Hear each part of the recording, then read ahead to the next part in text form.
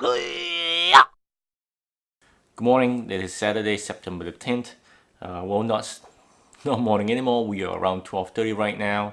I've got kind of watching the news in terms of Hurricane Irma coming out, lashing out on Florida. Thoughts and prayers goes out to the people that are there today. Um, you know, this is just a bad situation. Overall, what are we going to talk about today? So today, I think we're going to go back to the basics.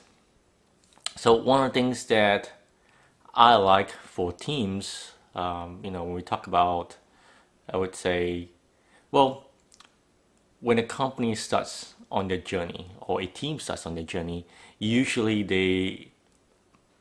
the first thing they ask me is, what tool should they buy? Should it be version 1? Should it be Jira? Should it be Rally? And things like that. So for me, I prefer low tech up front.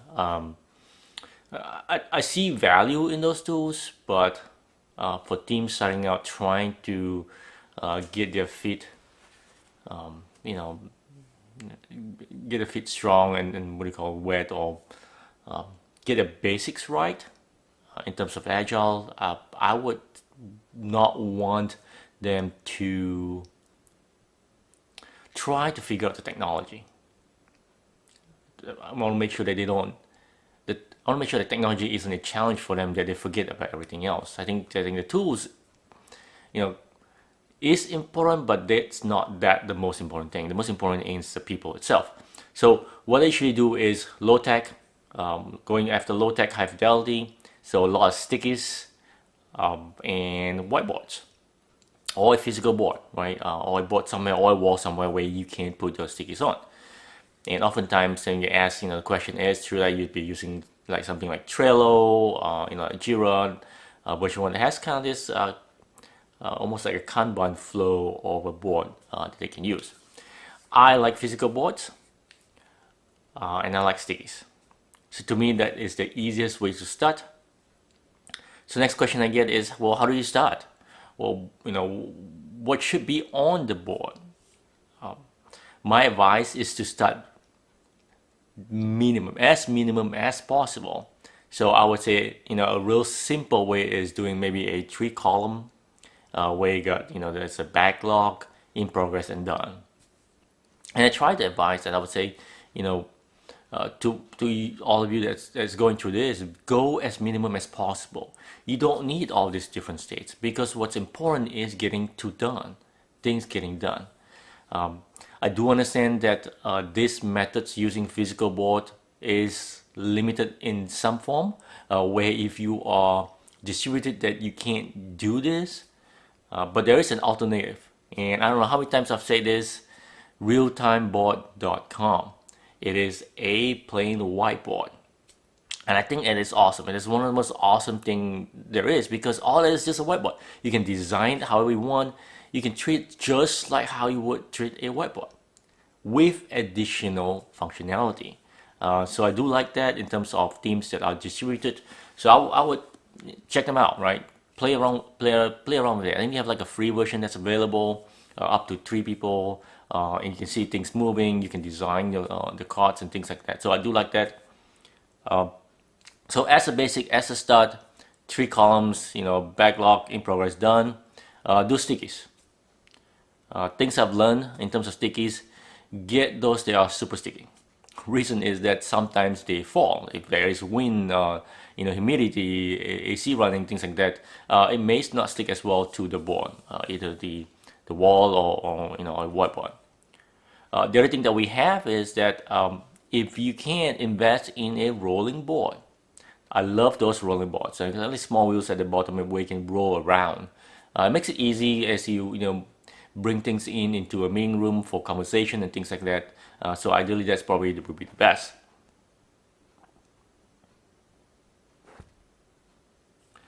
What else is there? So what once you have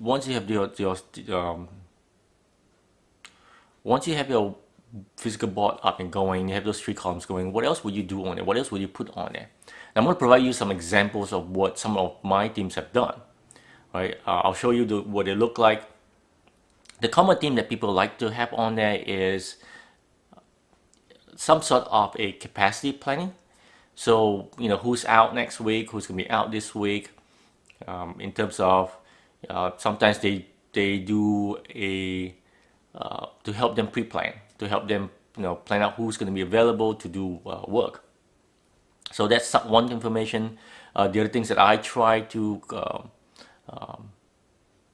coach my teams to do is to do tries. So out of their retrospective, they put their tries on the board, because if the board is in front of the team, they see it, right? And not only that, because it's there, people working by will see what they're doing.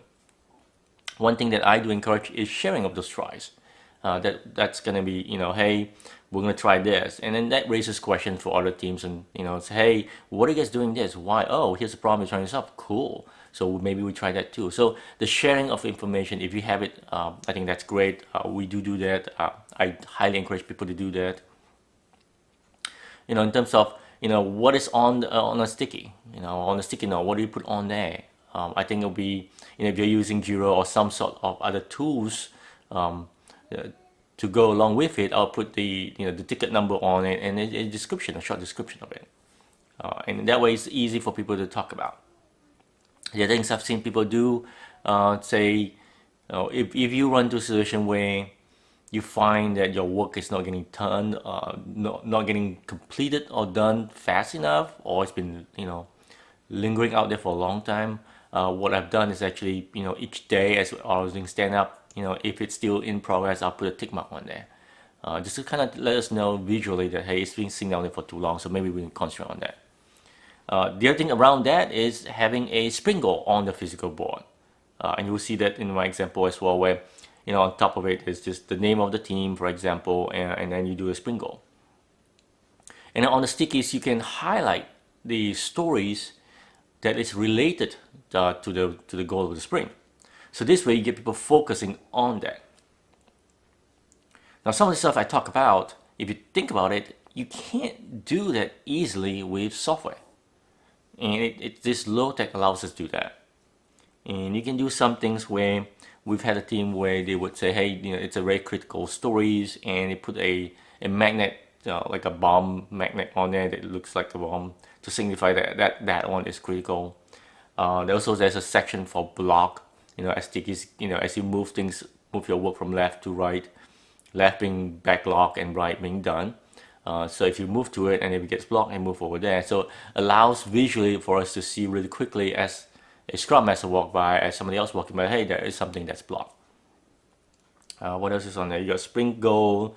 You got and then what other teams have done is actually sometimes they indicate who's working on the stickies, right? And you can do that too. The other thing with physical board is that as use it in your daily stand-up, as you stand in crowd around it, it's easy. So I usually like to do coach in terms of walking the board or walking the wall. So you walk in terms of, hey, let's look at stuff that's, how do we get things that is closest to being done, and then moving backwards that way, right? So that way we're kind of making sure everybody's on the path and focusing on the right thing. What else is there to it? I think that's pretty much there is to it, to physical board. Keep it simple.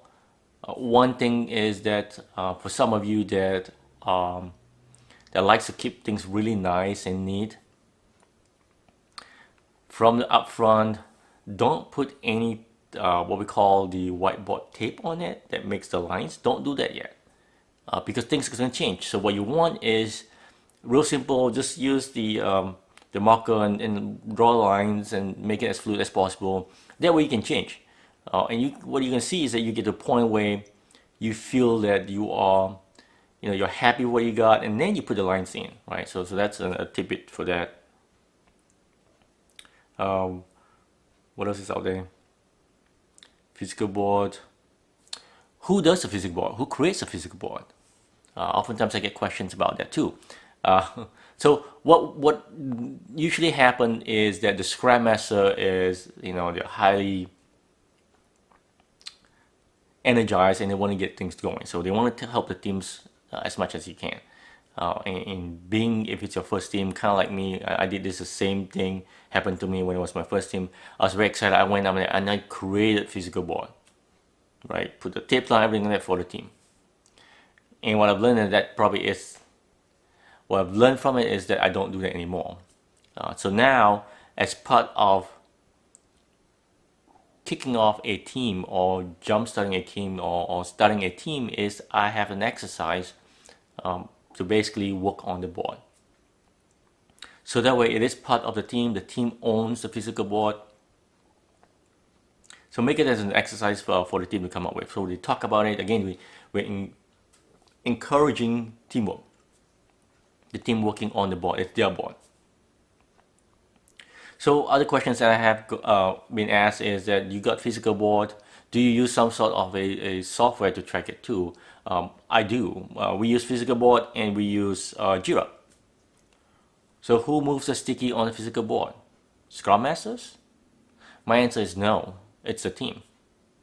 So physical board facilitates the conversation, makes it easy of people corralling together, getting together, talk about it, without the hassle of the software. As the team works, through the process, through the flow in terms of coding, testing and things like that, they are using the software to track it. So we treat Jira as the system of records. That's where things get done. It also helps us track the burn down, so it makes it easier so that as a Scrum Master or Coach, I don't have to go create those. It's available in there. So you don't have to create those things. It's there and you can see it. So that's one way of doing it. I highly recommend physical board. I love the stickies because there's this notion of moving the stickies over and then clapping when it's done. And it's just, you see people getting excited about it. And interesting enough, I've seen teams where they don't want to do it. But when it's done a couple of times, they get in the motion, they understand why, and it's just amazing to watch that. I don't know how to explain that until you've seen it, but to me that's what it is. So if you are early on the journey, my advice is go low tech. We'll go. That way it makes it easy for you to focus on doing the right thing in terms of doing the right agile and not focusing on the whole software thing, trying to manipulate the software and getting it right. It's not going to be perfect. Just like everything else, we iterate through it. Over time, you'll see teams iterate on the physical board and they land it somewhere. What's interesting is that we have teams that are running in the same space or different space, and if all the physical boards are going, and you can see teams look at each other's board and they find, oh, that's a good idea. They start copying each other out, and over time it becomes almost like a standard. So almost like an agree upon where, oh, that's helpful, so they do that. So I do highly encourage that because it is one of the self-organizing component of Agile. So I believe that's it for this week. I will put examples of the screenshots of the physical boards from some of the teams that we have. And I would love to hear from you. If you have been using physical boards, give me a shout out. Remember to subscribe so you get more of this. Other than that, hopefully you have a great Sunday. Bye.